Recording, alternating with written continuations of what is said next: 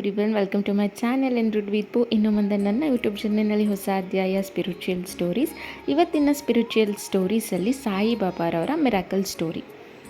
ಒಮ್ಮೆ ಒಬ್ಬ ಬಡ ಭಕ್ತ ಸಾಯಿಬಾಬಾರನ್ನು ನೋಡಲು ಶಿರ್ಡಿಗೆ ಹೊರಡ್ತಾರೆ. ದಾರಿಯಲ್ಲಿ ಬರ್ತಾ ಇರ್ತಾರೆ, ಆದರೆ ಅವ್ರ ಹತ್ರ ಹಣ ಇರೋದಿಲ್ಲ. ಹೀಗೆ ನಡ್ಕೊಂಡು ಬರಬೇಕಾದ್ರೆ ಅವರಿಗೆ ತುಂಬ ಸುಸ್ತಾಗ್ತಾ ಇರುತ್ತೆ.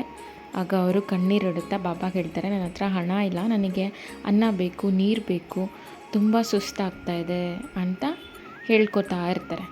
ಆಗ ತಕ್ಷಣ ಅಲ್ಲಿಗೆ ಒಂದು ವ್ಯಕ್ತಿ ಬರ್ತಾರೆ. ಬಂದು ಅವರಿಗೆ ಅನ್ನ ಮತ್ತು ನೀರು ಕೊಡ್ತಾರೆ. ಅವರು ಅದನ್ನು ಇಸ್ಕೊಂಡು ತುಂಬ ಕೃತಜ್ಞತೆ ಮನೋಭಾವದಲ್ಲಿ ಇಸ್ಕೊಂಡು ಊಟ ಮಾಡಿ ಮತ್ತೆ ಅವ್ರ ಪ್ರಯಾಣನ ಮುಂದುವರಿಸ್ತಾರೆ. ಹೀಗೆ ಅವರು ಶಿರ್ಡಿಗೆ ಸೇರ್ತಾರೆ. ಶಿರ್ಡಿಗೆ ಬಂದು ಬಾಬಾರ ಹತ್ರ ನಿಂತ್ಕೊಂಡು ಪ್ರಾರ್ಥನೆ ಮಾಡ್ತಾರೆ. ಆಗ ಬಾಬಾ ಹೇಳ್ತಾರೆ, ನಾನು ಕಳಿಸಿದ್ದ ಅನ್ನ ಚೆನ್ನಾಗಿತ್ತಾ ಅಂತ ಕೇಳ್ತಾರೆ. ಅವ್ರಿಗೆ ತುಂಬ ದುಃಖ ಆಗುತ್ತೆ. ಬಾಬಾ, ನೀವೇ ನಮ್ಮ ಮಾರುವೇಷದಲ್ಲಿ ಬಂದು ನನಗೆ ಅನ್ನ ಕೊಟ್ಟಿದ್ದು ಅಂತ ಅವರು ಹತ್ತು ಬಿಡ್ತಾರೆ. ಆಗ ಬಾಬಾ ಹೇಳ್ತಾರೆ, ನನ್ನ ಭಕ್ತರು ಕರೆದ್ರೆ ನಾನು ಬರ್ದಲ್ಲೇ ಇರ್ತೀನಾ, ನಾನು ಓಡಿ ಓಡಿ ಬರ್ತೀನಿ ಅಂತ ಹೇಳ್ತಾರೆ. ಈ ಕಥೆಯಿಂದ ನಮಗೇನು ಅರ್ಥ ಆಗುತ್ತೆ ಅಂತಂದರೆ, ಸಾಯಿಬಾಬಾರನ್ನ ನಾವು ಮನಸ್ಪೂರ್ವಕವಾಗಿ ನೆನಪಿಸ್ಕೊಂಡ್ರೆ ಅವರು ಎಂತಹ ಕಷ್ಟದಲ್ಲೂ ಕೂಡ ನಮ್ಮ ಜೊತೆ ನಿಲ್ತಾರೆ. ನಾನು ಕೂಡ ಬಾಬಾ ಫಾಲೋವರ್. ಈ ಥರ ಮಿರಾಕಲ್ಸ್ ನನ್ನ ಲೈಫಲ್ಲೂ ಕೂಡ ತುಂಬಾ ಆಗಿದೆ.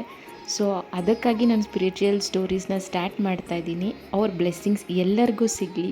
ಎಷ್ಟೋ ಜನಕ್ಕೆ ಎಷ್ಟೋ ಥಿಂಗ್ಸ್ ಇಂಪಾಸಿಬಲ್ ಇರುತ್ತೆ, ಬಟ್ ಅದನ್ನು ಪಾಸಿಬಲ್ ಮಾಡಿಕೊಡ್ತಾರೆ ಬಾಬಾ. ಸೊ ಅವ್ರ ಬ್ಲೆಸ್ಸಿಂಗ್ಸ್ ಎಲ್ಲರಿಗೂ ಸಿಗಲಿ. ಈ ಕಥೆ ನಿಮಗಿಷ್ಟ ಆದರೆ ಲೈಕ್ ಮಾಡಿ, ಶೇರ್ ಮಾಡಿ, ಕಮೆಂಟ್ ಮಾಡಿ, ಸಬ್ಸ್ಕ್ರೈಬ್ ಮಾಡಿ. ಎನ್ರುಡ್ ವಿತ್ ಪುನಃ ಮತ್ತಷ್ಟು ಸ್ಟೋರೀಸ್ ಜೊತೆ ನಿಮ್ಮ ಮುಂದೆ ಬರ್ತೀನಿ. ಓಂ ಸಾಯಿರಾಮ್. ಬಾಬಾ ಎಲ್ಲರಿಗೂ ಒಳ್ಳೇದು ಮಾಡಲಿ.